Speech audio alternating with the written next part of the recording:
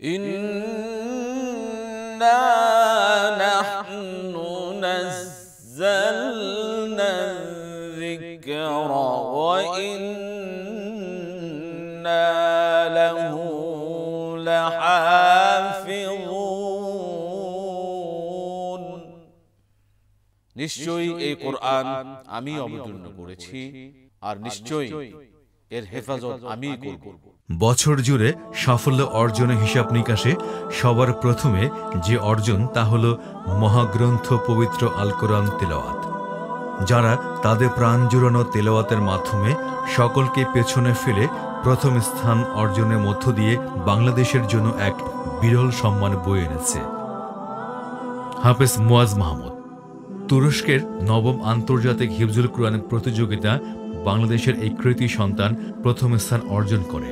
তুরস্কের president Recep তাইব Erdogan স্বয়ং হাফেজ মুয়াজের হাতে ক্রেস্ট ও পুরস্কার তুলে দেন।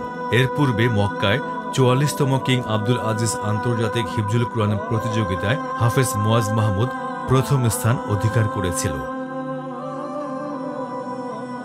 হাফেজ বশির আহমেদ। বাংলাদেশের আরেক গর্ব হাফেজ বশির আহমেদ। ইরানে আয়োজিত ২০২৪ সালে অষ্টম আন্তর্জাতিক হিফজুল কুরআন প্রতিযোগিতায় প্রথম স্থান অর্জন করেন। এই অর্জনের মধ্য দিয়ে ইরানে কুরআন প্রতিযোগিতায় ৩৮ বছর পর রেকর্ড গড়েছে বাংলাদেশ। হাফেজ আনাস মাহফুজ। হাফেজ আনাস মাহফুজ কুয়েতে আন্তর্জাতিক হিফজুল কুরআন প্রতিযোগিতায় প্রথম স্থান অর্জন করে বিশ্বের দরবারে বাংলাদেশের মুখ উজ্জ্বল করেছেন। ২০২৪ সালে কুয়েতে অনুষ্ঠিত হিফজুল কুরআন প্রতিযোগিতাটি ছিল তাদের ১৩তম আয়োজন। ৭৪টি দেশের হাফিজদের হারিয়ে বিশ্ব চ্যাম্পিয়ন হয়েছে বাংলাদেশের আনাস। ৮ থেকে ১২ বছরের শিশুদের সিগারুল হুফাজ গ্রুপে তিনি প্রথম স্থান অর্জন করেন।